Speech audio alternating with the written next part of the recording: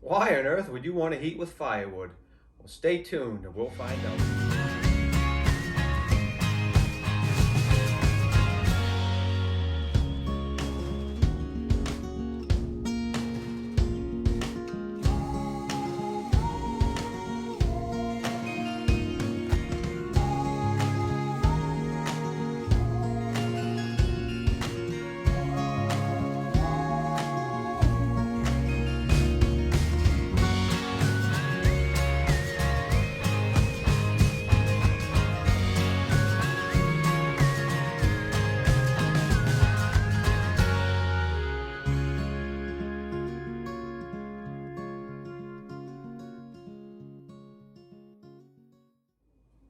Welcome back to Build a Lot Acres.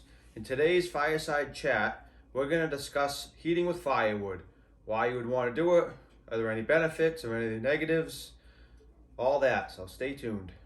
So I guess the first positive we would have to talk about with heating with firewood is that wood is a renewable energy source. Trees can be cut down, they can be regrown. A lot of the other heat sources such as coal, oil, propane, those are what you would call fossil fuels, meaning that they can't be regenerated. So wood is a renewable energy source. That is the first pro. Another positive is that wood can be a free heat. If you're willing to put in the work and go out and cut the tree and cut up the logs and split the wood, you can get your heat for almost free. You may have to spend some time and a little money on maybe gas, oil, some new chains for your saw, but overall, wood can be almost free. And even if you do buy the wood, you have choices. You can buy it in log length and save a little money and then still do some of the work, or you can buy it split and it's still going to be cheaper than most other heat sources.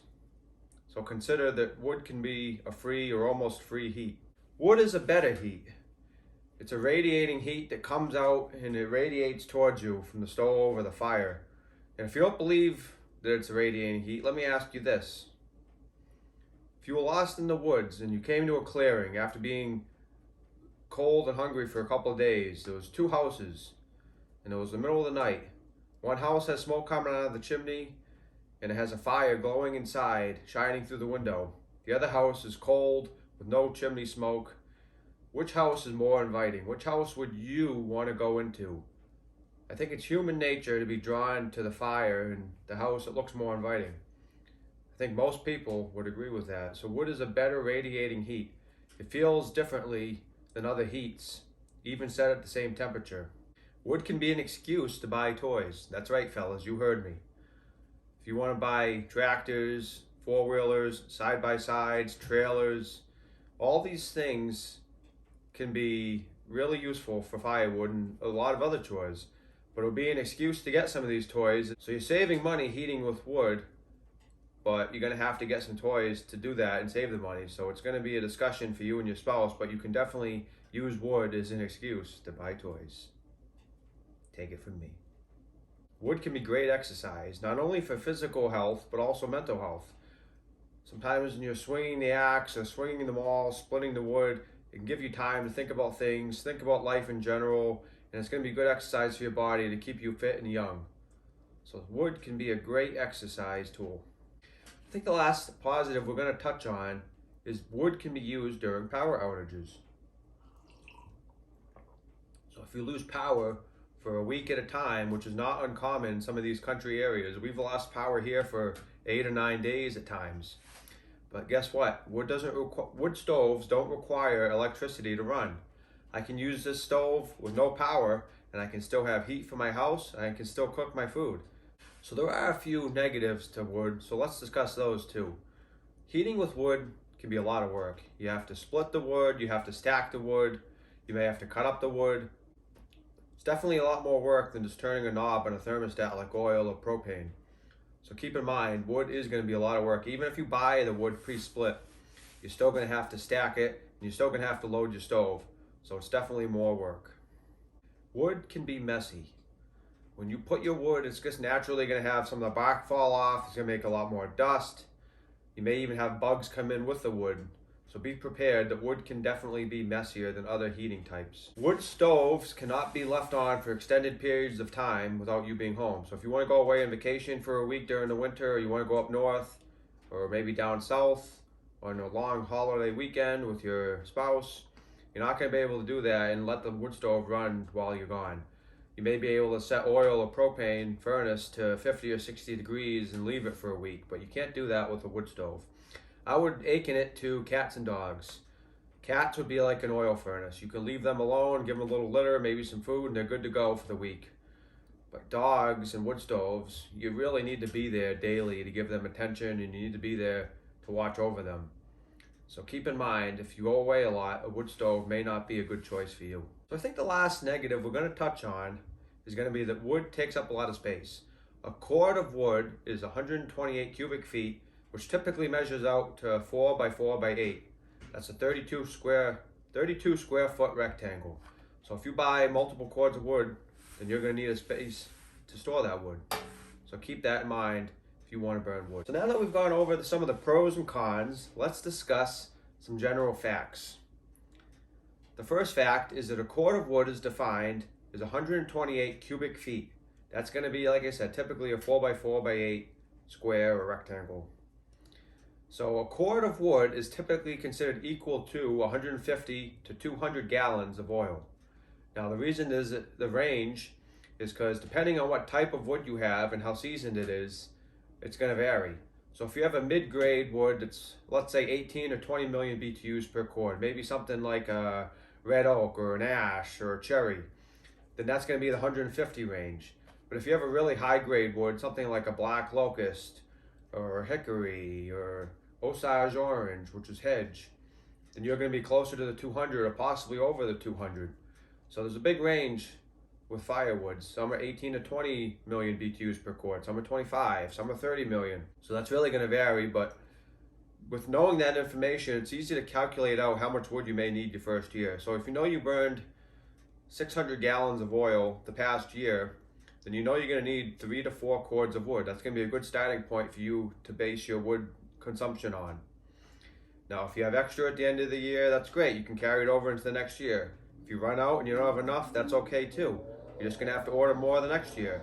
But at least they'll give you a starting point. I would say your average house would probably benefit from figuring 4 cords for the first year. So let's talk about moisture content. What is moisture content? Well, moisture content is simply how much water is in the wood. To check the moisture content is very easy. You're going to take a device called a moisture meter. It's going to have 2 metal prongs. You stick them in the wood and it'll give you a reading. You want the wood to be under 20%. It's very important. So if you're buying wood from a seller that's selling it as seasoned wood, here's a little tip for you. Check the wood when they bring it to your house. If it's over 20%, guess what? It's not seasoned. You may be paying for seasoned wood, but you aren't getting seasoned wood. So always check the moisture content in your wood. A lot of sellers are going to sell seasoned wood that's been cut down the day before. What good is that? You don't want to burn that in your chimney. You're going to have all kinds of problems. You could have creosote in your chimney. You could have back puffing smoke because the chimney's clogged. You could potentially have chimney fires. Trust me on this. You want seasoned wood. So the next thing we're going to talk about is safety. You always want to make sure that you clean your chimney at least once a year or have it cleaned by a chimney sweep if you don't feel comfortable getting up on your roof. Sometimes they can set it up that you can clean it from the ground and not have to go on the roof. It's all going to depend on how your chimney pipe is set up. You want to make sure that your smoke and carbon monoxide detectors are up to date, and you always want to make sure that the batteries are good. I recommend changing the batteries every 6 months. It's easy to remember if you set it to daylight savings. So every time daylight savings happens, you change the batteries in your smoke and your carbon monoxide detectors and you're good to go. Let's discuss one more fact. Did you know that raising your thermostat 1 degree means a 3% increase in your monthly heating bill? So let's say you raise your thermostat 5 degrees. Let's do some simple math. 5 degrees times 3%, it's 15% increase that month. Let's say you were going to spend $200 that month on heating costs, but we raised it 15%. That means you're spending an extra $30 to raise it that extra 5 degrees. If you do 5 months of heating in a cold climate, you're spending an extra $150 potentially to raise it 5 degrees. Guess what it cost me to raise an extra 5 degrees with a wood stove? 0. Most people that have oil and propane furnaces keep their houses barely above comfortable. might be 66 degrees, it might be 68. You walk in there and you need a sweater and a coat to be comfortable. Guess what? When you walk in someone's house with a wood stove, it's gonna be 75 degrees, 78 degrees. You're gonna be in a t-shirt and sweating like I am now. You don't need that when you walk into a wood stove heat house. So the last thing we're gonna talk about is electricity consumption, because I know electric heat might be on your mind. Did you know the average US house with a 2,000 square foot house uses between 10 and 11,000 kilowatt hours of electricity per year? Did you also know that your average 5 kilowatt, 20 panel rooftop solar system only produces 20 kilowatt hours per day? So that means that the solar on your roof is creating 7,300 kilowatt hours per year, but you're using 10 or 11,000 per year. And that's without electric heat. That's just regular electric. That's air conditioners, stoves, washers, dryers, lights. So if you have the notion that you're going to get solar panels and that's going to somehow do your electric heat, please keep these in mind. Well, as always, I hope it's been an informative chat. I really enjoy doing these. I hope you do too. If you have any questions, please leave them in the comments below. Otherwise, please like and subscribe. And as always, have a great day.